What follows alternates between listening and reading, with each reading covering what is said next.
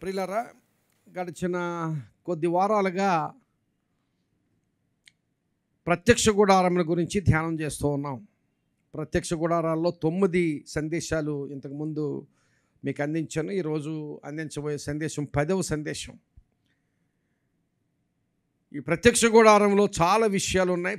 ఒక్కొక్క విషయాన్ని దేవుడు మనకు చూపించి వాటి ద్వారా దేవుడు మనతో మాట్లాడుతున్నాడు. ఆ ప్రత్యక్ష గుడారంలో ఉన్న ప్రత్యక్ష గుడారపు ప్లాన్లో ఉన్న విషయాలు మనందరికీ జ్ఞాపకం ఉన్నాయనుకోండి. ఇది ప్రత్యక్ష గుడారపు ప్లాన్. ఇది చుట్టూ ఉన్న ప్రాకారము లాంటి తెరలు. ఇవి తెరలతో ప్రాకారం తయారు చేశారు. సన్నపు నార తెరతో అల్లబడిన ప్రాకారం ఇది. ఈ ప్రాకారం గురించి, సన్నపు నార తెరల గురించి ధ్యానం చేసాం. ఆ తరువాత ఈ ప్రాకారమునుకున్న గుమ్మం ఇది. ఈ గుమ్మం గురించి కూడా ధ్యానం చేసాం. ఈ ప్రత్యక్ష గుడారానికి తూర్పు వైపున ఈ గుమ్మం గురించి ధ్యానం చేసాం. లోపలికి ప్రవేశిస్తే ఇదంతా కూడా వెలుపటి ఆవరణ. ఇది వెలుపటి ఆవరణ అని పిలుస్తారు. దీని అంతటిని వెలుపటి ఆవరణ అంటారు. ఈ వెలుపటి ఆవరణ దాటి ఈ అసలు మందిరంలోనికి ప్రవేశిస్తే ఇది పరిశుద్ధ స్థలం అంటారు. ఇదంతా పరిశుద్ధ స్థలం. ఈ లోపల ఉన్నది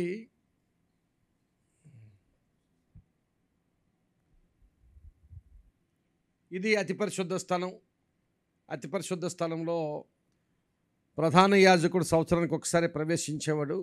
అది మందిరపు నమూనా. ఈ గుమ్మంలో ప్రవేశించిన తర్వాత మొట్టమొదటిగా మనకు తారసపడేది బలిపీఠము, ఆ తరువాత ఇత్తడి గంగాళము. ఈ పరిశుద్ధ స్థలంలో ప్రవేశిస్తే ఇది సముఖపు రొట్టెల బల్ల. ఈ ప్రక్క ఉన్నది దీపవృక్షము, ఇది ధూపార్తి. అతి పరిశుద్ధ స్థలంలో ప్రవేశిస్తే అక్కడ ఉండేది ఒకే ఒక ఉపకరణం, అది నిబంధన మందసం. ఇవన్నీ మీరు జ్ఞాపకం ఉంచుకోవాలి. నేను ప్రతి వారం ఆ ప్లాన్ ఎందుకు చూపిస్తున్నానంటే, మీరు ప్రత్యక్ష గుడారం అనగానే ఆ ప్లాన్ మీ మైండ్లో జ్ఞాపకం రావాలి. ఈ ప్రత్యక్ష గుడారంలో మనం ఈ బలిపీఠం గురించి ధ్యానం చేస్తున్నాం. ఈ బలిపీఠం గురించి ఇంతకుముందు 2 సందేశాలు ధ్యానం చేస్తాం. మరలా బలిపీఠం గురించి దేవుడు మనతో మాట్లాడబోతున్నాడు.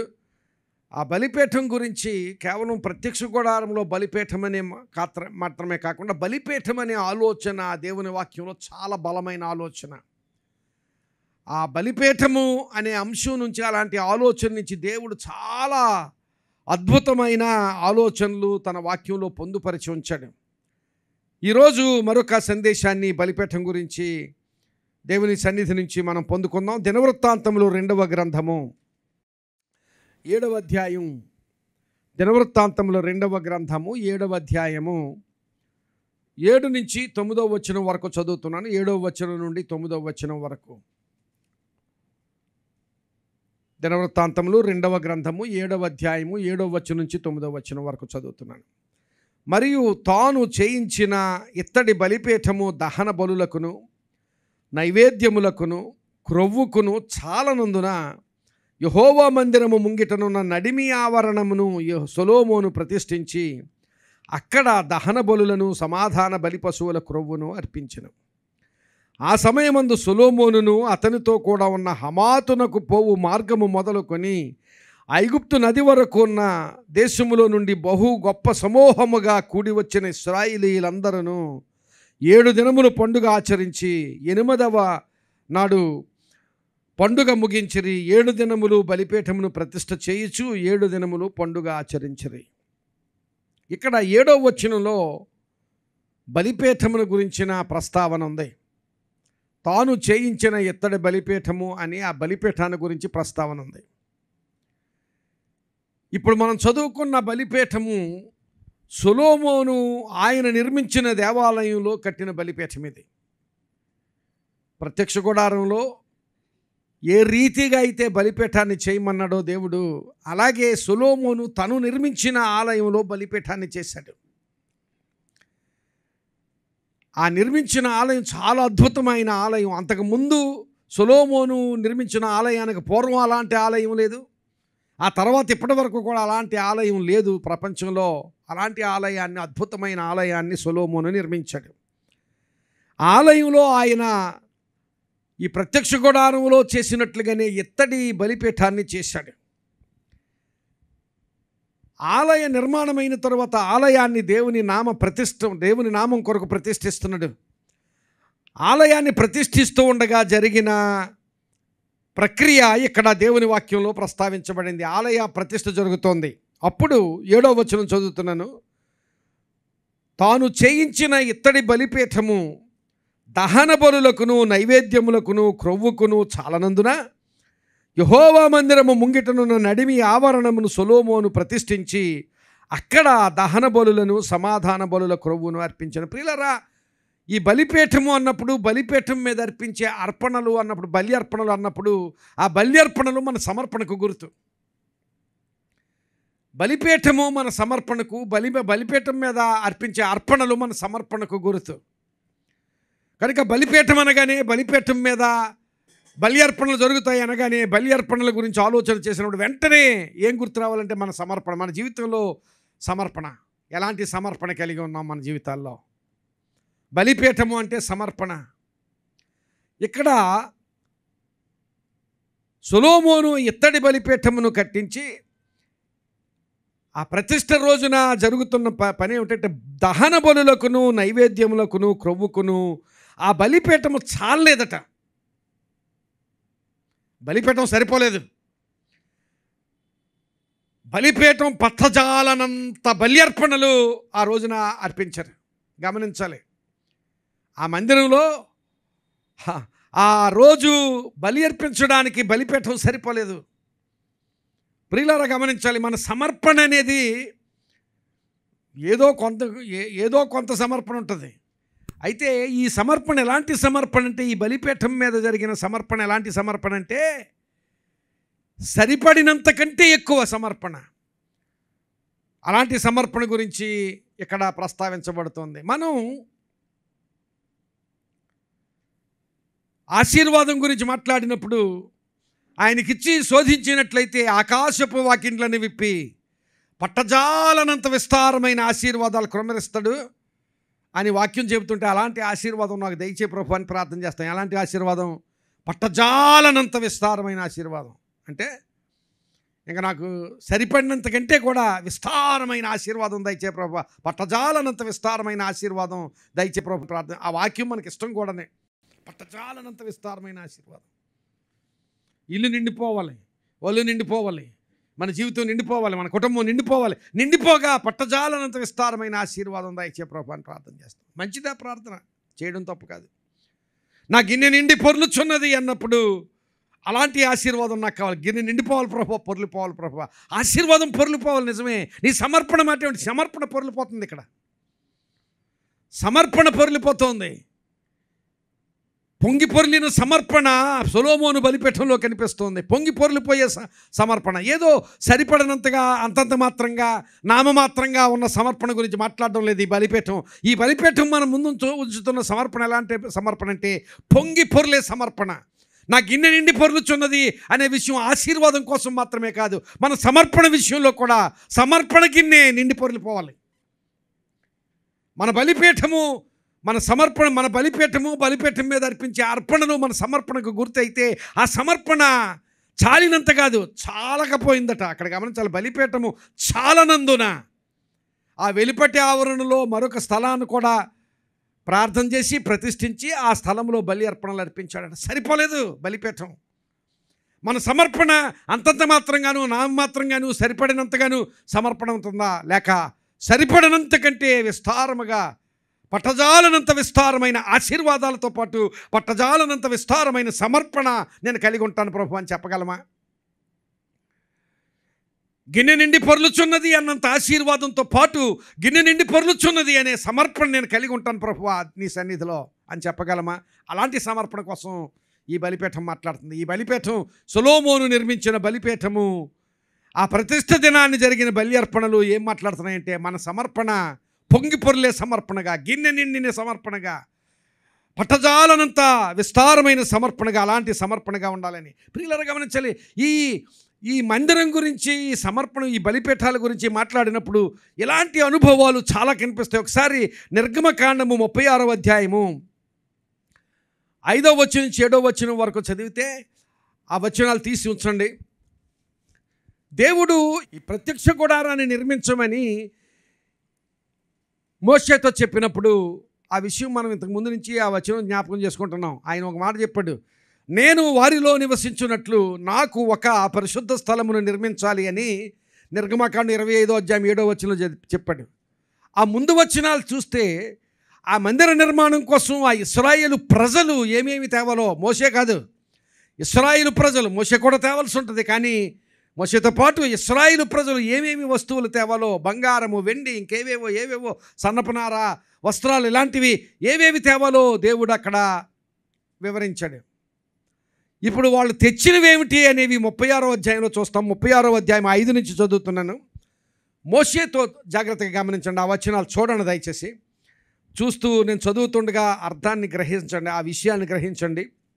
మోషేతో చేయవలెనని యెహోవా ఆజ్ఞాపించిన పని విషయమైన సేవ కొరకు ప్రజలు కావలసిన దానికంటే బహువిస్తారము తీసుకొని వచ్చుచున్నారని చెప్పగా, కావలసిన దానికంటే మందిర నిర్మాణానికి ఫలానా వస్తువులు కావాలి, ఫలానా విషయాలు కావాలి అని చెప్పినప్పుడు బంగారం కావాలి, వెండి కావాలి, ఏమిటవి వృక్షాలు అంటే చెక్కలు ద్వారబంధాలు చేయడానికి లేక దూలాలు వేయడానికి వృక్షాలు కావాలి, చెక్కలు కావాలి, ఇంకా అనేకమైన వస్తువులు కావాలి. వాటన్నిటినీ తీసుకుని రమ్మని ప్రజలకు చెబితే ఆ ప్రజలట యెహోవా ఆజ్ఞాపించిన పని విషయమై సేవ కొరకు ప్రజలు కావలసిన దానికంటే బహువిస్తారము తీసుకుని వచ్చుచున్నారని చెప్పగా, మోషే పరిశుద్ధ స్థలమునకు ఏ పురుషుడైనను, ఆ విషయాన్ని గమనించాలి, పరిశుద్ధ స్థలమునకు ఏ పురుషుడైనను ఏ స్త్రీ అయినను ఇక మీదట ఏ అర్పణనైనను తేవద్దని ఆజ్ఞాపించెను.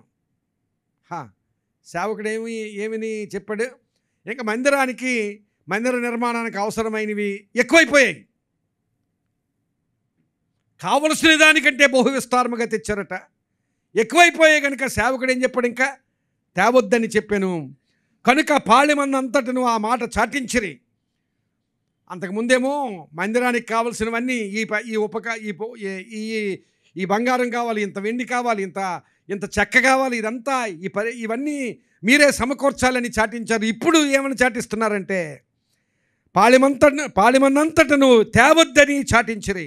ఆ పనంతయు చేయునట్లు దాని కొరకు వారు తెచ్చిన సామాగ్రి చాలినది, అది అత్యధికమైనది కనుక ప్రజలు తీసుకుని వచ్చుట మానిరి.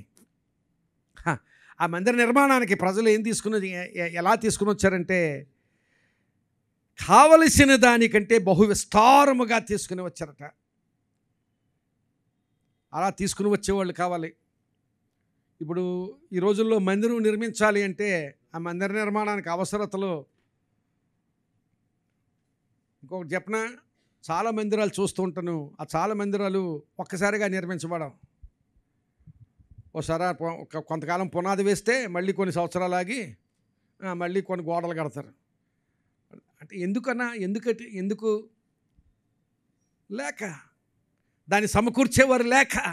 ఇక్కడ మందిరం కోసం కావాలి అంటే కావలసిన దానికంటే బహు విస్తారముగా, ఆ మాట గమనించాలి, కావలసిన దానికంటే బహు విస్తారముగా తీసుకుని వచ్చారట. అలా తీసుకుని వచ్చేవాళ్ళు ఈ దినాల్లో కనపడడం లేదు. అలా తీసుకొస్తుంటే సేవకుడు తేవద్దని చెప్పాడట, అలాంటి వాళ్ళు కనపడడం లేదు కదా. బహువిస్తారముగా తీసుకుని వచ్చేవాళ్ళు అలా బహువిస్తారంగా తెస్తుంటే ఎక్కువైపోయింది, ఇంక తేవద్దని చెప్పాడట సేవకుడు. చాలా ఆశీర్వాదకరమైన అనుభవం అది. పొంగిపొర్లిన సమర్పణ అంటే అది. ప్రియులారా గమనించాలి, అర్పణ ఎలాగొస్తుందంటే ఎక్కడి నుంచి వస్తుందంటే సమర్పణ నుంచి వస్తుంది. ఎంత సమర్పణ ఉంటే అంత అర్పణిస్తాను నేను, అంతే కదా. ఎంతగా సమర్పణ కలిగి ఉంటే నేను అంతగా అర్పణిస్తాను దేవునికి. కయీను అర్పణ ఇచ్చాడు, హేబేలు అర్పణ ఇచ్చాడు. కానీ కయీను సమర్పణ నుంచి కయీను ఇచ్చాడు, హేబేలు సమర్పణ నుంచి హేబేలు ఇచ్చాడు. హేబేలు అర్పణ దేవుడు అంగీకరించాడు. ప్రియులారా గమనించాలి, కయీను సమర్పణ గమనించాలి. కయీను అర్పణ శాపగ్రస్తమైందని ఎక్కడ రాయబడలేదు. హేబేలు అర్పణను మెచ్చుకున్నాడంటే దేవుడు, అంటే కయీను అర్పణ కంటే మెరుగైన అర్పణ అర్పించాడు కనుక మెచ్చుకున్నాడు. అదే అర్పణే, కయీను ఇచ్చింది కూడా అర్పణే. కానీ సమర్పణలో నుంచి ఎవరి సమర్పణ గొప్పదంటే హేబెలు సమర్పణ గొప్పది. ఈరోజు మన సమర్పణ గురించి ఆలోచన చేద్దాం. సమర్పణ ఎంతగా దేవునికి నీ జీవితాన్ని సమర్పించుకున్నావు, నీ జీవితాన్ని ఎంతగా సమర్పించుకుంటే అర్పణ ఆటోమేటిక్గా వస్తుంది. అర్పణ గురించి నేను మాట్లాడడం లేదు, నీ సమర్పణ గురించే మాట్లాడుతున్నాను. ఆ బలిపీఠం మీద సరిపోలేదు, బలిపీఠం అంత అర్పణ అర్పించారు. అక్కడ సొలొమోను సమర్పణ, ఇశ్రాయేలు ప్రజల సమర్పణ, అలాంటి సమర్పణ. దేవుని వాక్యం నుంచి కొన్ని సమర్పణల గురించి నేను మీకు కొన్ని బలిపీఠాలు చూపించి ఆ బలిపీఠాల మీద సమర్పణల గురించి మాట్లాడతాను. ఆదికాండం 8వ అధ్యాయము 20-21 వచనాలు చూస్తే అక్కడ ఈ మాటలు ఉన్నాయి. నోవహు యెహోవాకు బలిపీఠము కట్టి పవిత్ర పశువులన్నిటిలోనూ పవిత్ర పక్షులన్నిటిలోనూ కొన్ని తీసుకొని ఆ బలిపీఠము మీద దహన బలి అర్పించెను. అప్పుడు యెహోవా ఇంపైన సువాసనను ఆఘ్రాణించి ఇక మీదట నరులను బట్టి భూమిని మరల శపించను, ఎందుకనగా నరుల హృదయాలోచన వారి బాల్యం నుండి చెడ్డది అని చెప్పి దేవుడు నిర్ణయం చేసుకున్నాడు. బలిపీఠమును కట్టి పవిత్ర పశువులన్నిటిలోనూ పవిత్ర పక్షులన్నిటిలోనూ కొన్ని తీసుకొని ఆ బలిపీఠం మీద ఆయన దహన బలి అర్పించాడు. ఇక్కడ నోవహు బలిపీఠం కనిపిస్తుంది, నోవహు కట్టిన బలిపీఠం కనిపిస్తుంది. ఆ బలిపీఠం మీద నోవహు అర్పించిన అర్పణలు కనిపిస్తున్నాయి. జాగ్రత్తగా గమనించాలి. నోవహు బలిపీఠం కట్టాడంటే ఎలాంటి బలిపీఠం అంటే, నోవహు బలిపీఠం కృతజ్ఞత పొంగి పొర్లిన బలిపీఠం. ఆ బలిపీఠం ఎందుకంటే గమనించండి, నోవహుని గురించి. నోవహు సమయంలో జలప్రళయం వచ్చింది, మనకు తెలుసు. నోవహు కుటుంబాన్ని జలప్రళయం అంతటి నుంచి దేవుడు రక్షించాడు కదా. ఆ రక్షించినప్పుడు గమనించాలి, ఈ లోకంలో జీవరాశులన్నీ తుడిచివేయబడ్డాయి. జీవంతో ఉన్న ఏది కూడా ఈ లోకంలో, ఈ భూమి మీద, పొడి నేల మీద ఉన్న ప్రతి జంతువు, ప్రతి ప్రాకే పురుగు, ప్రతి జీవి తుడిచిపెట్టబడింది. కానీ ఒక్క నోవహు కుటుంబం, నేను నా కుటుంబం మాత్రమే బ్రతికాము అన్నప్పుడు ఆ హృదయంలో ఎంత కృతజ్ఞత ఉంటుంది గమనించాలి. ఆ కృతజ్ఞతకి ఇంకా అవధులు ఉండవు, ఆ కృతజ్ఞతకి ఇంకా పరిమితులు ఉండవు, ఆ కృతజ్ఞతకి లిమిట్స్ ఉండవు. అలాంటి కృతజ్ఞత. ఎలాంటి కృతజ్ఞత అంటే, లోకమంతా పోయింది, నేను నా కుటుంబం మాత్రమే మిగిలాం అని దేవునికి ఎంత కృతజ్ఞత కలిగి ఉంటాడో నోవహు. అలాంటి కృతజ్ఞతని నేను హృదయంతో బలిపీఠాన్ని కట్టాడు నోవహు. అది మామూలు కృతజ్ఞత కాదు, మనం మాటల్లో చెప్పలేం. పొంగి పొర్లిన కృతజ్ఞత. నోవహు సమర్పణ ఎలాంటి సమర్పణ అంటే, అక్కడ బలిపీఠం మీద నోవహు హృదయం అంతటిని కృమ్మరించి కృతజ్ఞతని హృదయాన్ని దేవుని సన్నిధిలో సమర్పించుకున్న సందర్భం నోవహు జీవితంలో చూస్తాం. గమనించాలి. ఆదికాండం 7వ అధ్యాయం 23-24 వచనాల్లో ప్రతి భూమి మీద ఉన్న ప్రతి జీవి తుడిచివేయబడింది అని రాయబడింది. కానీ భూమి మీద తాము మాత్రమే బ్రతికిన స్థితిలో కృతజ్ఞత నిండిన హృదయంతో, ఆ కృతజ్ఞత ఎలాంటి కృతజ్ఞత మనం అర్థం చేసుకోగలం. ఎవరు బ్రతకలేదు, నేను నా కుటుంబం మాత్రమే బ్రతికాం. దేవుని పట్ల ఎంత కృతజ్ఞత ఉంటుందో, ఆ కృతజ్ఞత నిండిన హృదయంతో, పొంగి పొర్లిన కృతజ్ఞతతో బలిపీఠాన్ని కట్టి సమర్పణ చేశాడు. ఈ సమర్పణ కేవలం అప్పుడేదో దేవుడు చేసిన దేవుడు ఏదో కార్యం చేశాడు, ఆ కార్యాన్ని బట్టి కృతజ్ఞత చెప్పాలి దేవునికి అని చెప్పిన కృతజ్ఞత కాదు. ఆ కృతజ్ఞతలో ముందు చూపు ఉంది. నోవహు కృతజ్ఞతలో ముందు చూపు ఉంది. గమనించాలి. నోవహు బలిపీఠాన్ని కట్టి అక్కడ కొన్ని పవిత్ర జంతువులన్నిటిలో కొన్నిటిని అర్పించినట్లుగా అక్కడ 8వ అధ్యాయం 20వ వచనంలో చదివాం. పవిత్ర పశువులన్నిటిలోనూ పవిత్ర పక్షులన్నిటిలోనూ కొన్ని తీసుకొని బలిపీఠం మీద దహన బలి అర్పించెను. ఆ వాక్యంలో మనం చదువుతాం, నోవహు మగదాన్ని ఆడుదాన్ని తీసుకున్నాడట. గమనించాలి, ప్రతి జాతిలోనూ ఒక మగదే ఆడది. ఎందుకు? ఆ జాతి ఇంకా కొనసాగాలి, ఆ జాతి అంతరించిపోకూడదు. అలా కాకుండా అన్ని మగవాటిని తీసుకున్నారనుకోండి, ఉత్పత్తి జరగదు. అన్ని ఆడవాటిని తీసుకున్న ఉత్పత్తి జరగదు. మగదే ఆడది. అలా తీసుకోవడం వల్ల ఉత్పత్తి ముందు చూపు ఉన్నది. అంత మాత్రమే కాదు, మరి ఆ జంతువులు ఒక్కొక్కటే తీసుకుంటే బలర్పించాడు. కొన్ని పశువులను బలర్పించాడు. పవిత్ర జంతువులన్నిటిలోనూ పవిత్ర పక్షులన్నిటిలోనూ కొన్నిటిని బలర్పించినవి బలర్పిస్తే కొన్ని మిగలాలి కదా, జాతులు కొనసాగాలంటే. అందుకనే పవిత్ర పక్షులు పవిత్ర జంతువులను ఎక్కువగా తీసుకున్నాడు, ఎందుకంటే బలి అర్పించాలి కనుక. అలాగే పవిత్రం కాని వాటిని కూడా ఒకవేళ చనిపోతే రెండేసి పవిత్రం కాని జంతువులను రెండు జంతువులను తీసుకున్నాడు. పవిత్రం కాని పక్షులు రెండు పక్షులు, అంటే మగవ 2 ఆడవ 2. అలాగే పవిత్రం కాని జంతువుల్లో మగవ 2 ఆడవ 2, పవిత్రం కాని పక్షుల్లో మగవ 2 ఆడవ 2, పవిత్రమైన వాటిలో మగవ 7 ఆడవ 7 తీసుకున్నాడు. ఎందుకంటే బలి అర్పించాలి. బలి అర్పించిన తరువాత ఆ జాతి లేకుండా పోకూడదు. ముందు చూపు కలిగిన సమర్పణ నోవహు సమర్పణ. అంత మాత్రమే కాదు, గమనించాలి. ఆ ముందు చూపుతో పాటు యెహోవాకు మొదట బలిపీఠాన్ని కట్టాడు. అంతకుముందు బలిపీఠాలు లేవు. బైబిల్లో మొట్టమొదట బలిపీఠ ప్రస్తావన నోవహు దగ్గరే కనిపించింది. అంతకుముందు బలిపీఠము కనిపించలేదు. నోవహే మొట్టమొదటి బలిపీఠాన్ని కట్టాడు. ఆ బలిపీఠాన్ని కట్టడం ద్వారా తాను సమర్పణ మాత్రమే కాదు, తన సమర్పణ మాత్రమే కాదు, తన కృతజ్ఞత చెప్పడం మాత్రమే కాదు, దాని ద్వారా తన కుమారులకు బోధిస్తున్నాడు. ఏమని? దేవుడు కార్యం చేసినప్పుడు, దేవుడు మన జీవితాల్లో ఆయన అద్భుతాలు కార్యాలు చేసినప్పుడు ఆయన పట్ల కృతజ్ఞత కలిగిన సమర్పణ మనం కలిగి ఉండాలని కుమారులకు చూపిస్తున్నాడు. ప్రియులారా, గమనించాలి. ఒకవేళ నోవహు హృదయంలో అంత పెళ్ళుబికిన కృతజ్ఞత ఉంటే దేవుని సన్నిధిలో మోకరించి ఎంతో ప్రార్థన చేసి నీ కృతజ్ఞత ప్రభువా అని చెబితే ఆ మాటగా చెప్పిన దేవుడు కృతజ్ఞత స్వీకరిస్తాడు. కానీ ఆ బలిపీఠాన్ని కట్టి పవిత్ర జంతువుల్లో కొన్నిటిని, పవిత్ర పక్షులలో కొన్నిటిని తీసుకుని వచ్చి బలిగా అర్పించి ఆ బలిపీఠాన్ని ఫిజికల్గా తన కృతజ్ఞతను ఫిజికల్గా చూపిస్తున్నాడు. కొన్నిసార్లు కృతజ్ఞత హృదయం నుంచి దేవునికి అర్పిస్తాం, ఎవరికీ కనిపించదు. నా కృతజ్ఞత నేను దేవునికి తెలియజేస్తాను, అది ఎవరికీ కనిపించదు. నాకు తెలుస్తుంది, దేవునికి తెలుస్తుంది నేను ఎంత కృతజ్ఞత అర్పించాను. కానీ ఈ కృతజ్ఞత, ఈ సమర్పణ ఆయన విజిబుల్గా కనిపించేదిగా ఆ సమర్పణను చూపిస్తున్నాడు ఆ బలిపీఠం మీద. ఎందుకు అంటే ఎవరు చూడరు, చూసేవాళ్ళు కొంతమంది ఉన్నారు, 7 ఉన్నారు. ఆయనతో పాటు ఆయన కాకపోతే ఇంక 7 ఉన్నారు. భార్య ఉంది, 3 కుమారులు, 3 వాళ్ళ భార్యలు, మొత్తం 8 మంది. ఈయన బలి అర్పిస్తుంటే ఈయన సమర్పణ ఎవరు చూస్తారంటే 7 చూస్తారు. ఆ 7 నేర్చుకోవాలి, లేక తన కుమారుల భార్యలు నేర్చుకోవాలి. దేవుని పట్ల ఎలాంటి సమర్పణ కలిగి ఉండాలి, మన బిడ్డలకు నేర్పించాలి. కొన్నిసార్లు మనం ఎంతైనా సమర్పణ కలిగి ఉండగలమేమో, కానీ ఆ సమర్పణ మన బిడ్డలకు నేర్పిస్తున్నామా? ఈ రోజుల్లో తల్లిదండ్రులమైన మనం అన్నీ ఇస్తున్నాం బిడ్డలకి, ది బెస్ట్ ఇస్తున్నాం, చదువులో ది బెస్ట్ ఇస్తున్నాం, వాళ్ళు వస్త్రాల్లో ది బెస్ట్ ఇస్తున్నాం, మన స్తోమతకు తగినట్లుగా ది బెస్ట్ ఇస్తున్నాం, మన శక్తికి మించి కూడా చేస్తున్నాం. కానీ దేవుని పట్ల సమర్పణ బిడ్డలకు అందిస్తున్నామా? దేవుని పట్ల సమర్పణ అంటే గమనించాలి. సమర్పణ అంటే ఏదో ప్రార్థన చేసుకుంటే ఆశీర్వాదం ఇస్తాడు, ప్రార్థన చేసుకుంటే స్వస్థత ఇస్తాడు, ప్రార్థన చేసుకుంటే నీకు ఉద్యోగం ఇస్తాడు, అది కాదు సమర్పణ. దేవుని కోసం నీవేదైనా చేయడం, దేవుని కోసం ఏదైనా పోగొట్టుకోవడం, దేవుని కోసం నీ సమయాన్ని, దేవుని కోసం నీ ధనాన్ని, దేవుని కోసం నీ శ్రమను వెచ్చించడం.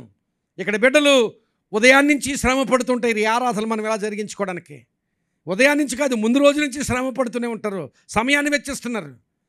ఆ సమయాన్ని అంతగా వెచ్చించడానికి కారణం ఏమిటంటే నేను దేవుని సన్నిధిలో నా సమర్పణ అనే బిడ్డలు చూపించడమే. ప్రియులారా, ఆ సమర్పణ, ప్రియులారా, దేవునికి ఏదైనా సమర్పణతో నీవు చేయగలిగిన కార్యం ఏదైనా ఉంటే దానిని దేవుడు పట్టించుకోకుండా విడిచిపెట్టడు. దేవుడు పట్టించుకుంటాడు, దేవుడు తప్పక దాన్ని లక్ష్య పెడతాడు.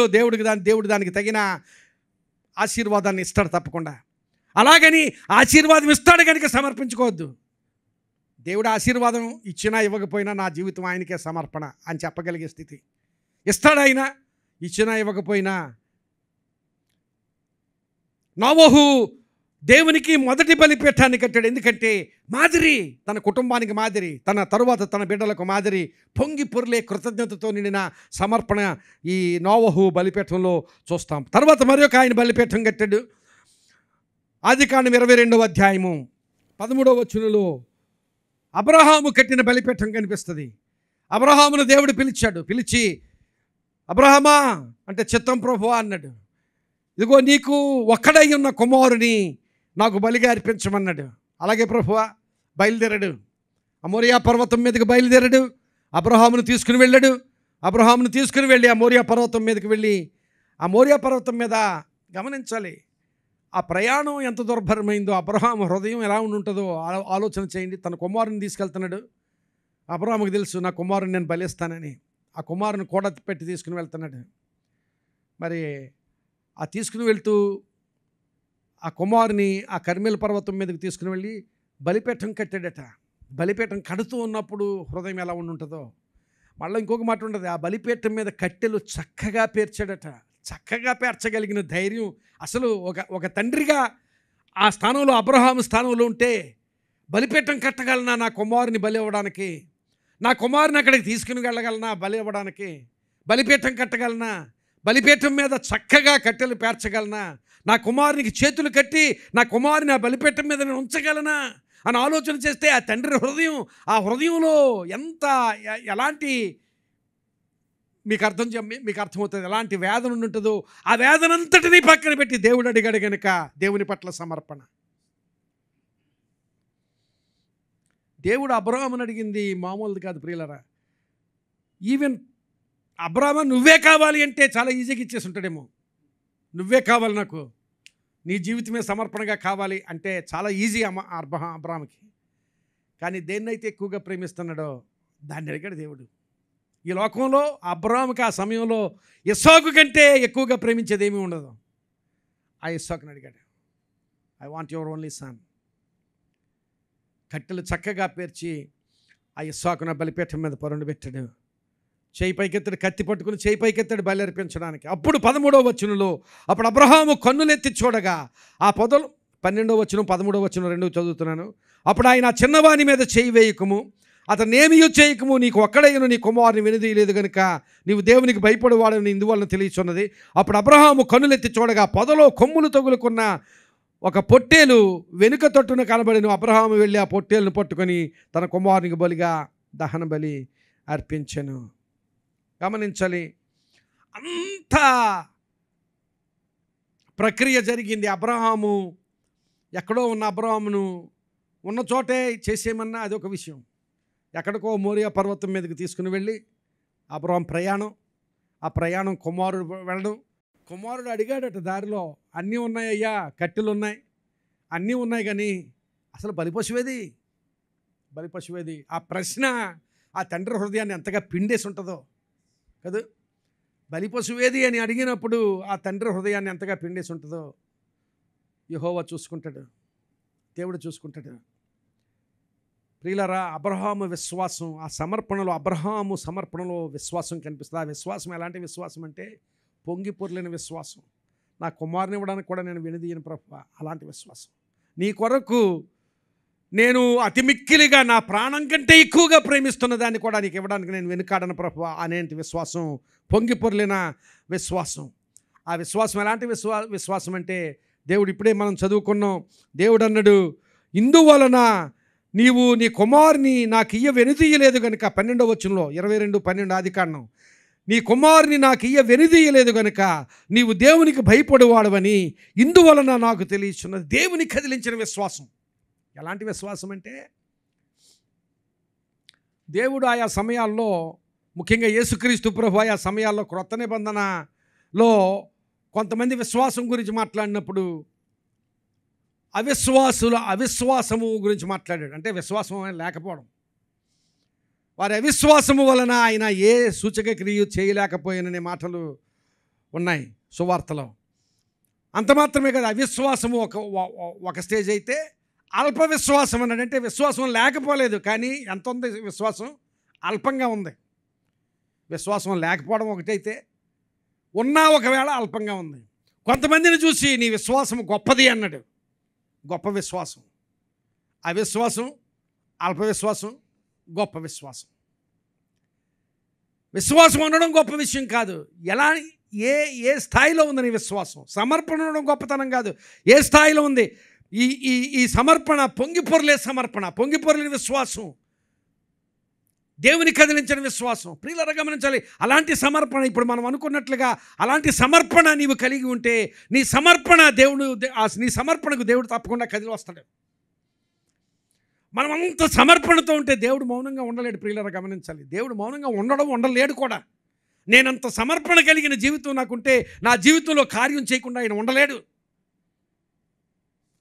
అందుకనే యెషయా భక్తుడు ఆ గ్రంథంలో ఒక మాట అన్నాడు, ఒక మాట రాశాడు. 62వ అధ్యాయం 7వ వచనంలో, యెషయా గ్రంథము 62వ అధ్యాయము 7వ వచనంలో, యెహోవా జ్ఞాపకకర్తలారా విశ్రమింపకుడి, ఆయన యెరూషలేమును స్థాపించే వరకు, లోకమంతటా దానికి ప్రసిద్ధి కలుగజేయ వరకు ఆయనను విశ్రమింపనీయకుడి అన్నాడు. మీరు విశ్రమింపకుడి, ఆయనను విశ్రమింపనీయకుడి. నా భక్తి జీవితం రెస్ట్లో ఉంటే నన్ను గురించి ఆయన రెస్ట్ తీసుకుంటాడు. నేను యాక్టివ్గా నా సమర్పణ పొంగి పొర్లే సమర్పణగా ఉంటే అలాగే పొంగి పొర్లే ఆశీర్వాదంలో ఆయన బిజీగా ఉంటాడు. మీరు విశ్రమింపకుడి, ఆయనను విశ్రమింపనీయకుడి. చాలా గొప్ప మాట అది. మీరు విశ్రమింపకుడి, ఆయనను విశ్రమింపనీయకుడి అంటే మీరు రెస్ట్ తీసుకోవద్దు, ఆయనకి రెస్ట్ ఉంచొద్దు. పూర్వకాలంలో మన ముఖ్యమంత్రి గారు అనేవాళ్ళే, మిమ్మల్ని నిద్రపోనివ్వను, నేను నిద్రపోను, మిమ్మల్ని నిద్రపోనివ్వనని. మీరు విశ్రమింపకుడి, ఆయనను విశ్రమింపనీయకుడి. నీ భక్తి రెస్ట్ భక్తి కాదు. నీ సమర్పణ రెస్ట్ తీసుకునే సమర్పణ కాదు. నీ సమర్పణ ఎప్పుడు కూడా పొంగి పొర్లే సమర్పణ. ఆ పొంగి పొర్లే సమర్పణ ఉన్నప్పుడు దేవుడు నిన్ను గురించి రెస్ట్ తీసుకోడు. తప్పకుండా నిన్ను ఆశీర్వదించడానికి, నీ కోసం కార్యాలు చేయడానికి, నీ కుటుంబం కోసం కార్యాలు చేయడానికి ఆయన విశ్రమింపకుండా ఉంటాడు. మీరు విశ్రమింపకుడి, ఆయనను విశ్రమింపనీయకుడి అని అక్కడ భక్తుడు మాట్లాడతాడు. ఈ అబ్రహాము విశ్వాసపూరితమైన సమర్పణలో ఎంత గొప్ప ఆశీర్వాదం అంటే గమనించాలి. ఎంత గొప్ప ఆశీర్వాదం అంటే ఆ సమర్పణ ద్వారా కాపుదల పొందుకున్నాడు. ఎందుకంటే ఇస్సాకును బలి ఇవ్వమన్నాడు. ఇస్సాకు ఇంకా చనిపోతాడు, ఇస్సాకు ఉండడు ఇంకా నాకు అనుకున్నాడు. కానీ ఇస్సాకును కాపాడాడు దేవుడు కదా. ఆ చిన్నవాని మీద చెయ్యి వేయవద్దు అని ఇస్సాకును కాపాడాడు, కాపుదల. రెండవది, తర్వాత ఇస్సాకును కాపాడి విడిచిపెట్టలేదు, మరలా బలర్పించడానికి ఒక పొట్టేలుని ఏర్పాటు చేశాడు అక్కడ. ఆ పొట్టేలు కూడా ఎలాగా, నువ్వు బలి వద్దు అని చెప్పినప్పుడు నీ కుమారుని మీద చేయి వేయవద్దు అని చెప్పగానే ప్రక్కకు చూసేటప్పటికి అక్కడ పొట్టేలు పొదలో కొమ్ములు చిక్కుకుని ఉన్నదట. మామూలుగా పొట్టేలు అక్కడ ఉంటే అబ్రహాం వెళ్ళిపోతే పారిపోతుంది. ఇంచుమించుగా 112 సంవత్సరాల వయసులో ఉన్నాడు అబ్రహాం అప్పటికి కదా. 112 సంవత్సరాల వయసులో ఉన్న అబ్రహాం ఆ పొట్టేలు కూడా అక్కడ పరిగెడతాడు. అందుకని దేవుడు చక్కగా పొట్టేలు వెళ్ళిపోకుండా సదుపాయంగా ఆ కొమ్ముల్ని మళ్ళీ ఆ పొట్టేలు కొమ్ముల్ని పొదలో పెట్టి అది పారిపోకుండా చక్కగా ఆ పొట్టేలను ఏర్పాటు చేశాడు. అనుగ్రహము, దేవుని అనుగ్రహం అలా ఉంటుంది. దేవుడు ఏదైనా అనుగ్రహించాలి అంటే నీవు ప్లాన్ చేయనక్కర్లేదు, దేవుడు ప్లాన్ చేస్తాడు. పొట్టేలు ఉంచడం మాత్రమే కాదు, పొట్టేలు పారిపోకుండా పొదలో కూడా పెడతాడు పొట్టేల్ని. ఆ ఆశీర్వాదం దేవుడు నీకు ఇవ్వాలనుకున్నప్పుడు దాన్ని ఇవ్వవలసిన రీతిలో ఆ ఆశీర్వాదాన్ని ఇస్తాడు దేవుడు. దేవుని అనుగ్రహం అలా ఉంటుంది. అంత మాత్రమే కాదు, 22వ అధ్యాయం 17వ వచనంలో నీ సంతతిని ఆశీర్వదిస్తానని దేవుడు వాగ్దానం చేశాడు. 22వ అధ్యాయం 17వ వచనంలో, నేను నిన్ను ఆశీర్వదించి ఆకాశ నక్షత్రముల వలెను సముద్ర తీరమందలి ఇసుక వలెను నీ సంతానమును నిశ్చయముగా విస్తరింపచేసేదను. నీ సంతతి వారు తమ శత్రువుల గవిని స్వాధీనపరుచుకుంటారు. అలాంటి ఆశీర్వాదం. Protected, provided and promised. 3 ఆశీర్వాదాలు. ప్రొటెక్టెడ్, కాపుదల, ఇస్సాకును కాపాడాడు. ప్రొవైడెడ్, అక్కడ పొట్టేలును అనుగ్రహించాడు. అండ్ ప్రామిస్డ్, వాగ్దానం చేశాడు, నీ సంతతిని ఆశీర్వదిస్తాను, నీ పగవారి గవిని నీవు స్వాధీనం చేసుకుంటావు అని దేవుడు ఆశీర్వదించాడు. అబ్రహాము సమర్పణ, పొంగి పొర్లిన విశ్వాసము కలిగిన సమర్పణ. మరొక బలిపీఠాన్ని కూడా చూపిస్తాను. రాజుల మొదటి గ్రంథము 18వ అధ్యాయము 31 నుంచి 38 వచనాల వరకు ఈ మాటలు ఉన్నాయి. చాలా సుదీర్ఘమైన వాక్య భాగం అది. అయితే త్వరగా చదువుతాను. యెహోవా వాక్కు ప్రత్యక్షమై, రాజుల మొదటి గ్రంథము 18వ అధ్యాయము 31 నుంచి 38 వచనాల వరకు.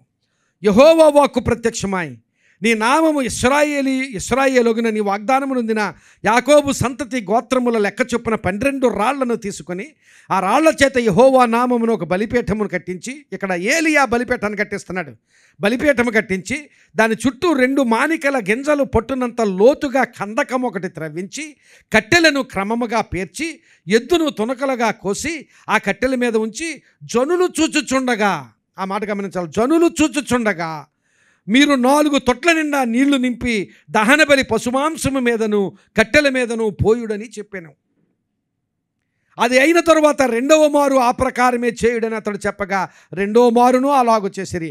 మూడవ మారును చేయుడనగా వారు మూడవ మారును చేసిరి. అప్పుడు ఆ నీళ్లు బలిపీఠము చుట్టూను పొర్లి పారెను. మరియు అతడు కందకమును నీళ్లతో నింపెను. అస్తమయ నైవేద్యము అర్పించు సమయమున ప్రవక్తయగు ఏలియా దగ్గరకు వచ్చి ఎలాగూ ప్రార్థన చేసిన, యెహోవా, అబ్రహాము, ఇస్సాకు, ఇశ్రాయేలీయుల దేవా, ఇశ్రాయేలీయుల మధ్య నీవు దేవుడవై ఉన్నావనియు నేను నీ సేవకుడనై ఉన్నాననియు ఈ కార్యములన్నీ నీ సెలవు చేత చేసి తిననియు ఈ దినమున కనుపరచుము. యెహోవా, నా ప్రార్థన ఆలకించుము.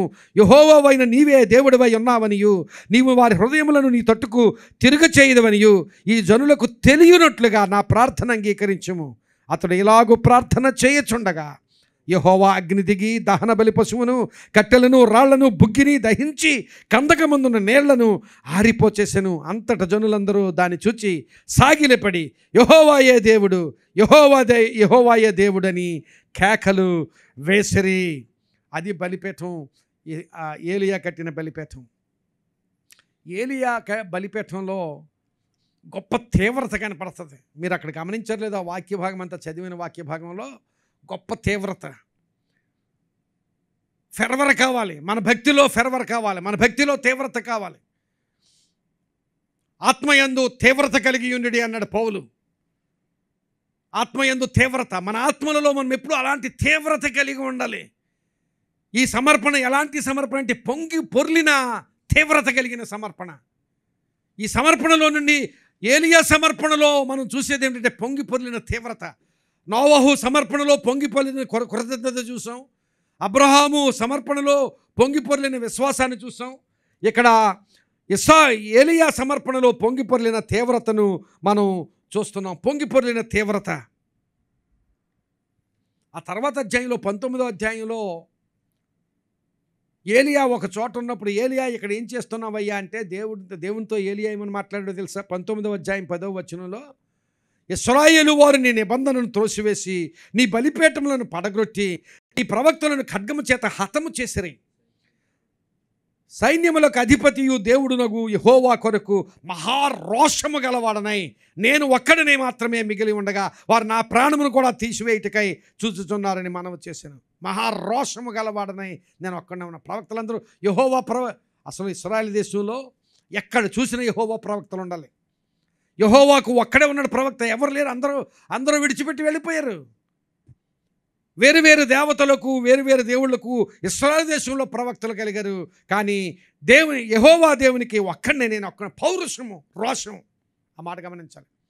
రోషము గలవాడనై ఉన్నానని చెప్పడంలోనే ఆయన తీవ్రత ఎంత తీవ్రత ఉందో అర్థమవుతుంది. భక్తిలో తీవ్రత, సమర్పణలో తీవ్రత. 14వ వచనంలో కూడా అదే చెప్పాడు. ఏం చేస్తున్నావయ్యా ఏలియా అని మళ్ళీ దేవుడు అడిగాడు.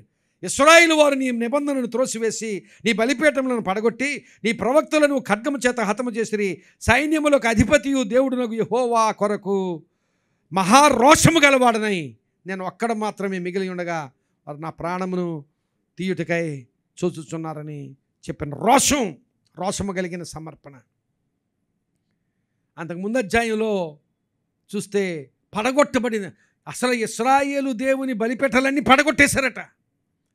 ఇశ్రాయేలు దేశంలో ఇశ్రాయేలు దేవుడైన యెహోవా దేవునికి బలిపీఠాలు లేవు. బలిపీఠం పడగొట్టేశారు. బలిపీఠం నాశనం అయిపోయింది. బలిపీఠం పడగొట్టారు.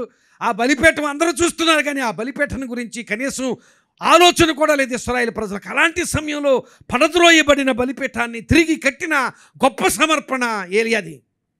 గమనించాలి. అక్కడ దేవుని బలిపీఠాన్ని తిరిగి కట్టడం ఏమన్నది, ఎవడన్నా కట్టేవలసింది, అనవసరంగా అలాగ వదిలేశారు అనుకోవడానికి కాదు. అక్కడ రాజుగారు వ్యతిరేకంగా ఉన్నాడు. అహాబు రాజు వ్యతిరేకంగా ఉన్నాడు. ఆయన యెహోవా దేవుని విడిచిపెట్టాడు, వేరే దేవుని ఆరాధన చేస్తున్నాడు. ఆయన అలాగ ఆరాధన చేస్తున్నాడు కనుక మిగిలిన వాళ్ళు కూడా ఆ ఆరాధన మొదలుపెట్టారు, ఇశ్రాయేలీలందరూ. కనుక ఇప్పుడు ఆ రాజుకు వ్యతిరేకంగా ఈ బలిపీఠాన్ని కట్టగలగడం ఎవరి వలన కాదు, కానీ ఏలియా ఆ బలిపీఠాన్ని, పడద్రోయబడిన బలిపీఠాన్ని తిరిగి కట్టిన అనుభవం ఏలియా కొంది. 18వ అధ్యాయము 30వ వచనంలో ఆ మాట తిరిగి కట్టాడు. బలిపీఠాన్ని తిరిగి కట్టాడు. బలిపీఠం గురించి మనం చదివాం. ఏలియా బలిపీఠాన్ని కట్టాడు. బలిపీఠం కట్టిన తర్వాత ఆ బలిపీఠం చుట్టూ కందకం త్రవ్వించాడట, అంటే గొయ్యి తవ్వించాడు. బలిపీఠం చుట్టూ గొయ్యి త్రవ్వించాడు. ఇప్పుడు బలిపీఠాన్ని కట్టాడు. బలిపీఠాన్ని కట్టిన తర్వాత బలిపీఠం మీద కట్టెలు పేర్చాడు. కట్టెలు పేర్చిన తర్వాత ఎద్దును బలిచ్చి ఆ ఎద్దు మాంసాన్ని ఆ తునకలుగా చేసి ఆ బలిపీఠం మీద పేర్చాడు. ఇప్పుడు పందెం ఏమిటంటే, అవతల వారితో ఎలియా పందెం ఏంటంటే, మీ దేవునికి మీరు బలి అర్పించి మీరు ప్రార్థన చేయండి. మీ దేవుడు మొట్టమొదటిగా మీకే ఇస్తున్నాను ఛాన్స్, మీరే చేయండి. మీ దేవుడు ఆ బలిపీఠం మీద మీరు అర్పించిన బలిని దహించడానికి దేవుడు అగ్నిని పంపించాలి. అలాగూ మీ దేవుడు పంపిస్తే నేను మీ దేవుని అనుసరిస్తాను. మీరు చేయలేకపోతే నేను మా దేవునికి బలి అర్పించి నేను ప్రార్థన చేస్తాను. మా దేవుడు ఆ దహన బలి మీదకి, ఆ బలిపీఠం మీదకి దేవుడు మా అగ్నిని పంపిస్తాడని సవాలు చేశాడు. వాళ్ళు చేశారు, ఏ కార్యం జరగలేదు. తర్వాత ఏలియా బలిపీఠాన్ని కట్టించి కట్టెలు పేర్చి ఎద్దును అక్కడ బలిచ్చి ఆ ఎద్దు మాంసాన్ని దాని మీద పెట్టి, ఇప్పుడు వెంటనే దేవా తొందరగా పంపించే ప్రభు, అగ్నిని తొందరగా పంపించే అని ప్రార్థన చేయలేదు. 4 తొట్ల నిండా నీళ్లు నింపమన్నాడట. 4 తొట్ల నిండా నీళ్లు నింపిన తర్వాత ఆ నీళ్ళన్నిటితో ఈ బలిపీఠం మీద ఉన్న ఎద్దు మాంసాన్ని అదే ఆ బలిపీఠం మీద పోసేయమన్నాడు. ఆ బలిపీఠం మీద ఏమేమి ఉన్నాయి? పైన ఎద్దు మాంసం ఉంది, దాని క్రింద కట్టెలు ఉన్నాయి, ఆ కట్టెల కింద రాళ్లతో కట్టిన బలిపీఠం ఉంది, ఆ క్రింద త్రవ్వాడు, దాని చుట్టూ త్రవ్వాడు. ఈ బలిపీఠం మీద నీళ్లు పోస్తుంటే ఆ నీళ్ళన్నీ వచ్చి ఆ గోతులో ఆ కందకంలో చేరుతున్నాయి. ఇలాగ బలిపీఠం మీద 4 తొట్లకు నిండా నీళ్లు నింపి 4 తొట్లు దాని మీద పోసేశారు. కట్టెలన్నీ తడిచిపోయాయి, ఆ మాంసం తడిచిపోయింది, బలిపీఠం తడిచిపోయింది, క్రిందంతా నీరు నిండిపోయింది. మళ్ళీ ఇంకోసారి చేయమన్నట్టు మళ్ళీ 4 తొట్లు నింపండి, మళ్ళీ తీసుకొని రండి, మళ్ళీ నీళ్లు పోయండి. 4 తొట్ల నిండా నీళ్లు పోసారు, మరలా తడిపారు. మరలా 4 తొట్లు, మూడవసారి మరలా 4 తొట్ల నిండా నీళ్లు పోయండి, తీసుకొచ్చి బలిపీఠాన్ని తడిపేశారు. గమనించాలి, మనం ఏదైనా దేవుడు కార్యం చేయాలంటే మనం ఏం ప్రయత్నం చేస్తామంటే దేవునికి సులువు చేస్తాం. ఏదైనా దేవుడు కష్టపడతాడేమో అని దేవునికి సులువు చేస్తాం. అబ్రాహాము శారాలు అలాగే చేశారు కదా, చేశారా లేదా? దేవుడు పిల్లోడిని ఇస్తానన్నాడు, ఆయన ఇచ్చే వరకు కనిపెట్టారా? దేవునికి సులువు చేయాలనుకున్నారు, ఏమైందో మనకు తెలుసు. ఏలియా సమర్పణ ఎలాంటి సమర్పణ అంటే, నా దేవుడు ఎంత అసాధ్యమైనదైనా చేయగలడు అని రుజువు కావాలి. ఇశ్రాయేలు ప్రజలు నమ్మాలి, అవతల అన్యజనులు కూడా వాళ్ళు కూడా చూస్తున్నారు.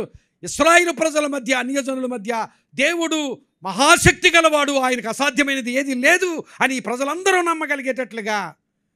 ఇప్పుడు కట్టెలు దహించబడాలంటే బాగా ఆరిన కట్టెలను పట్టుకొచ్చి పెడతాం, లేకపోతే ఎండబెట్టి 4 రోజులు టైం తీసుకుని ఎండలో పెట్టి కట్టెల్ని కానీ ఇప్పుడు ఆ కట్టెలు అక్కడ పేర్చి ఆ కట్టెలు తడిచిపోయేటట్టు, మాంసం తడిచిపోయేటట్టు, ఆ క్రింద బలిపీఠం తడిచిపోయేటట్టు, క్రింద కందకం త్రవ్వాడు, ఆ కందకం నిండా నీళ్లు నింపబడేటట్టు ఈ నీరు 3 సార్లు 4 తొట్లు 4 తొట్లు 4 తొట్లు 3 సార్లు దాన్ని అంతా నింపివేశాడు. నింపివేసిన తర్వాత ఇప్పుడు ప్రార్థన చేస్తున్నాడు, దేవా నీవే దేవుడువని, నీవు గొప్పవాడవని, సర్వశక్తి సంపన్నుడవని ఈ ప్రజలందరూ తెలుసుకోవాలి ప్రభువా అని ప్రార్థన చేస్తుంటే, అతడు ప్రార్థన చేయుచుండగా, ఆ మాట ఉంటుంది అక్కడ, ఆమేనన్న తర్వాత కాదు, ఆయన ప్రార్థన చేయుచుండగా దేవుడు ఆకాశము నుండి అగ్నిని పంపించి దాన్ని అంతటిని దహించి వేశాడట.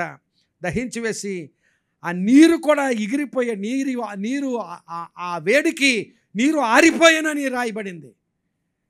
అంత తడిచి ముద్దయిపోయిన మాంసం మండిపోయింది, తడిచి ముద్దయిపోయిన కట్టెలు దహించబడ్డాయి. గమనించాలి, రాళ్ళు దహించబడ్డాయంట, 12 రాళ్ళు. గమనించాలి 12 రాళ్లను తీసి, ఆ 12 రాళ్లతో 12 రాళ్ళు ఎందుకు తీసాడో కూడా రాయబడింది. ఎందుకు అంటే 12 గోత్రాలకు గుర్తుగా, 12 ఈచ్ గోత్రం. ఎవడు కూడా ఈ బలిపీఠం ఏలియా కడుతున్నాడంటే ఏలియా ఒక్కడి కోసం కాదు, ఇశ్రాయేలులో ప్రతి వ్యక్తి కోసం, ప్రతి కుటుంబం కోసం ఈ బలి అర్పణ. కనుక 12 రాళ్లను తీసి 12 రాళ్లను 12 గోత్రములకు ప్రతి వ్యక్తికి గుర్తుగా ఆ బలిపీఠంలో సమర్పణ. నా సమర్పణ మాత్రమే కాదు, ఇశ్రాయేలీయులందరి పక్షంగా ఈ సమర్పణ అని. తరువాత నీళ్లు నింపమన్నాడు. నీళ్లు నింపమన్నప్పుడు 3 సార్లు నీళ్లతో దాన్ని తడిపేశాడు. ఈ 3 సార్లు 3 గురించి ఎన్నైనా చెప్పచ్చు. తండ్రి, కుమారుడు, పరిశుద్ధాత్ముడు. అలాగే 3 గురించి ఎన్నైనా చెప్పచ్చు. ఆ 3 సార్లు నింపినప్పుడు ఎన్ని తొట్లు నింపమన్నాడు? మొదటిసారి 4, రెండోసారి 4, మూడోసారి 4, అక్కడ కూడా 12. 12 తొట్ల నిండా నీళ్లు తీసుకొని ఆ 12 తొట్లతో నీళ్ళు నింపాడు. అక్కడ కూడా ఇశ్రాయేలీయుల గోత్రాలే. ప్రియులారా గమనించాలి, ఆ సమర్పణ ఎలాంటి సమర్పణ అంటే పొంగి పొర్లిన సమర్పణ. దేవా నీకు ఇష్టమైతే దీన్ని చేయి ప్రభు, లేకపోతే లేదని కాదు. దేవునికి ఎంత కష్టమో, ఎంత అసాధ్యమైనది దేవుడు చేయగలడో నిరూపించగలిగేటట్లుగా ఆ బలిపీఠాన్ని నింపాడు.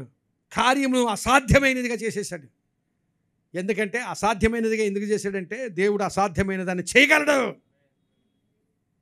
నా దేవుడు అసాధ్యమైన దానిని చేయగలడు అని నిరూపించడానికి. అలాంటి తీవ్రత కలిగిన సమర్పణ. ఆ తర్వాత 18వ అధ్యాయం 38వ వచనం చూస్తే, బలిపీఠం మీదకి దేవుడు అగ్నిని పంపించాడు. అగ్నిని పంపించిన వెంటనే 39వ వచనంలో ప్రజలు దాన్ని చూసి యెహోవాయే దేవుడు, యెహోవాయే దేవుడని కేకలు వేశారు. ట్రాక్ మీదకి వచ్చేసింది రైలు. ఇప్పుడు అంతకు ట్రాక్ తప్పింది, ట్రాక్ మీదకి తీసుకుని వచ్చాడు. ఆ ప్రజలు యెహోవాయే దేవుడు, యెహోవాయే దేవుడు అని కేకలేస్తున్నారు. ఆ తర్వాత 18వ అధ్యాయంలో 45వ వచనం చూస్తే, అంతవరకు 3.5 సంవత్సరాల నుంచి దేశంలో వర్షం లేదు, దేశంలో కరువు ఉంది. ఆ కరువు అంతా పోగలిగేటట్లుగా దేవుడు ఆ దేశం మీదకి వర్షాన్ని పంపించాడు. ఆశీర్వాదాన్ని వర్షము అనే ఆశీర్వాదాన్ని పంపించాడు ఆ దేశం మీదకి. ఏమి లేదో ప్రియులారా, మన సమర్పణ పొంగిపొర్లే సమర్పణగా ఉంటే మనకేమి లేదో, ఏది అవసరమో తప్పక ఇస్తాడు దేవుడు. ఆ దేశంలో వర్షం కావాలి, వర్షాన్ని పంపించాడు దేవుడు. వర్ష సూచన కూడా లేని సమయంలో దేవుడు వర్షాన్ని పంపించాడు. పొంగిపొర్లే తీవ్రత. నోవహు సమర్పణలో పొంగిపొర్లిన కృతజ్ఞత చూసాం. అబ్రహాము సమర్పణలో పొంగిపొర్లిన విశ్వాసాన్ని చూసాం. అలాగే ఏలియా సమర్పణలో పొంగిపొర్లిన తీవ్రతను చూసాం. మరొక బలిపీఠం త్వరగా హెబ్రీయులకు రాసిన పత్రిక 13వ అధ్యాయము 10 నుంచి మనం చదివితే, అక్కడ మనకొక బలిపీఠం ఉన్నది, అది దాని సంబంధమైన వాటిని తినుటకు గుడారంలో సేవ చేయవారికి అధికారం లేదు. వేటి రక్తము పాప పరిహారార్థముగా పరిశుద్ధ స్థలంలోనికి ప్రధాన యాజకుని చేత తేబడునో ఆ జంతువుల కళేబరములు శిబిరమునకు వెలుపల దహించబడను. కావున యేసు కూడా తన స్వరక్తము చేత ప్రజలను పరిశుద్ధపరచుటకై గవిని వెలుపట శ్రమ పొందెను. ఆ విషయాలు అక్కడ రాయబడ్డాయి. ఇక్కడ యేసుక్రీస్తు ప్రభు శిలువ బలిపీఠం గురించి రాయబడింది. ఆ బలిపీఠంలో ఈ పాత నిబంధన బలి అర్పణలన్నిటి యొక్క నెరవేర్పును చూస్తాం. ఆ నెరవేర్పు ఎంత నెరవేర్పు అంటే పొంగి పొర్లిన నెరవేర్పు. అది ఓవర్ఫ్లోయింగ్ ఫుల్ఫిల్మెంట్. హెబ్రీయులకు రాసిన పత్రిక 10వ అధ్యాయం 11 నుంచి 14 వచనం చూస్తే అక్కడ ఈ మాటలు ఉన్నాయి. 11వ వచనం 10వ అధ్యాయం 11 నుంచి, ప్రతి యాజకుడు దినదినము సేవ చేయుచు పాపములను ఎన్నటికీ తీసివేయలేని ఆ బలులనే మాటికి అర్పించుచు ఉండును. ఈయనైతే అంటే యేసుక్రీస్తు ప్రభు అయితే పాపముల నిమిత్తమై సదాకాలము నిలుచు ఒక్క బలిని అర్పించి, సదాకాలము ఒక్క బలి. అప్పటి నుండి తన శత్రువులు తన పాదములకు పాదపీఠముగా చేయబడు వరకు కనిపెట్టుచు దేవుని కుడిపార్శ్వమున ఆసీనుడు ఆయను. ఒక్క అర్పణ చేత ఈయన పరిశుద్ధపరచబడి వారిని సదాకాలము సంపూర్ణులుగా చేసి ఉన్నాడు. సదాకాలము సంపూర్ణులు, సదాకాలము నిలుచు అర్పణ ఇంకా అర్పించనక్కర్లేదు. ప్రియులారా, ఆ అర్పణ ఎంత నెరవేర్పు అంటే ఎంత పొంగిపొరలే నెరవేర్పు చెప్తున్నాను చూడండి. ఆ అర్పణ ద్వారా ఆయనకు ముందు 4000 సంవత్సరాల కాలంలో బ్రతికిన పాత నిబంధన భక్తులందరూ, పాత నిబంధన వారందరూ కూడా జీవంలోనికి వచ్చారు. ఆయన కాలంలో బ్రతికిన వారు జీవంలోకి వచ్చారు. ఆయన తరువాత ఇప్పటికి 2000 సంవత్సరాలు అయింది. ఈ 2000 సంవత్సరాలు బ్రతికిన వారందరూ కూడా, ఆయన యందు విశ్వాసం ఉంచిన వారందరూ జీవంలోనికి వస్తున్నారు. ఇక రాబోయే కాలంలో మనం చూస్తున్న ఈ కాలంలో మాత్రమే కాదు, రాబోయే కాలంలో కూడా ఆయన శిలువలో చేసిన కార్యం వల్ల ఆ సమర్పణ నెరవేర్పును, ఆ సమర్పణ వల్ల జరిగే ఆశీర్వాదపు నెరవేర్పును ఆయనకు ముందు వారు, ఆయన కాలంలో ఉన్నవారు, ఆయన తర్వాత వారు కూడా అది పొంగి పొర్లిన నెరవేర్పు. ఆ నెరవేర్పు కేవలం ఆయన బ్రతికిన కాలంలో ఉన్న వారికి మాత్రమే కాదు, ఈరోజు కూడా సిలువలో మనం జీవం పొందుకుంటున్నాం, ఈరోజు కూడా సిలువలో మనం పునరుత్థానం పొందుకుంటున్నాం, ఈరోజు కూడా సిలువ ద్వారా మనము తిరిగి లేపబడుతున్నాం. క్రీస్తుతో పాటు తిరిగి లేపి ఆయనతో పాటు కూర్చుండబెట్టాను అని ఎఫెసీ పత్రికలో చదువుకుంటాం. క్రీస్తుతో పాటు తిరిగి లేపి అని చెప్పడంలోనే ఆయన మరణంలో తిరిగి లేచాడు, మనం కూడా లేపబడుతున్నాం. ఆయన సిలువలో జీవం పొందుతున్నాం. ఆయన సిలువలో ఆయన ముందున్న వారు జీవం పొందుతున్నారు, ఆయన కాలంలో ఉన్నవారు జీవం పొందుతున్నారు. ఆయన తరువాత ఈ 2000 సంవత్సరాలు బ్రతికిన వారు మన తరువాత రాబోయేవారు జీవం పొందుతారు. అలాంటి నెరవేర్పు, ఆ నెరవేర్పు అంతా ఇంత నెరవేర్పు కాదు, పొంగి పొర్లిన నెరవేర్పు. It is an overflowing fulfilment of consecration. ఈ దినాన్ని అలాంటి సొలొమోను బలిపీఠంలో ఎలాంటి బలి అర్పణ అంటే ఆ బలిపీఠం సరిపోలేదట. మన సమర్పణ ఎలాంటి సమర్పణగా ఉంటుంది, ఏదో బతికేస్తున్నాం అన్నట్టుగా కాదు, పొంగి పొర్లిన సమర్పణ కావాలి. సరిపడే సమర్పణ కంటే పొంగి పొర్లిన సమర్పణ ఉంటే ఆ సమర్పణ ద్వారా నీవు ఆశీర్వదించబడ్డం మాత్రమే కాదు, నోవహు సమర్పణ ఆ కుటుంబానికి ఆశీర్వాదమైంది కదా. మరి ఆ పిల్లలు చూశారు, పిల్లలకి ఆశీర్వాదం. అబ్రహాము సమర్పణ, పొంగి పొర్లిన సమర్పణ అబ్రహాము సంతతి వారందరికీ ఆశీర్వాదకరమైంది. ఇప్పటికీ మనం కూడా ఆశీర్వాదంలో భాగాన్ని పంచుకుంటున్నాం. అలాగే ఏలియా సమర్పణ తీవ్రత కలిగిన సమర్పణ, తీవ్రత, అలాంటి తీవ్రత. పౌలు చెప్తున్నాడు, ఆత్మయందు మీరు తీవ్రత కలిగి ఉండండి. అలాంటి తీవ్రత కలిగిన సమర్పణ, అలాంటి సమర్పణ కలిగి ఉంటే దేవుడు తప్పక మౌనంగా ఉండడు. నీ జీవితం పట్ల ఎలాంటి అవసరత ఉందో, ఎలాంటి ఆశీర్వాదం అవసరమో, ఎలాంటి విడుదల అవసరమో దాని అంతటినీ దయచేస్తాడు. అలాంటి సమర్పణ మనం కలిగి ఉంటే ఈ దినాన్ని దేవునికి మన జీవితాలు అప్పగించుకుందాం. దేవా, అలాంటి పొంగి పొర్లు సమర్పణ నేను కలిగి ఉంటానని దేవునికి తెలియచేద్దాం, దేవునికి అప్పగించుకుందాం మన జీవితాలు. ప్రార్థన చేసుకుందాం. దయచేసి తల వంచండి. దేవుడు మనతో మాట్లాడాడు ఈ మధ్యాహ్నం సమయంలో. దేవా, నాతో మాట్లాడావు ప్రభువా, అలాంటి పొంగి పొర్లు సమర్పణ నేను కలిగి ఉంటాను ప్రభువా అని దేవునికి తెలియచేద్దాం. Let us commit ourselves. దేవునికి మన జీవితాలు అప్పగించుకుందాం.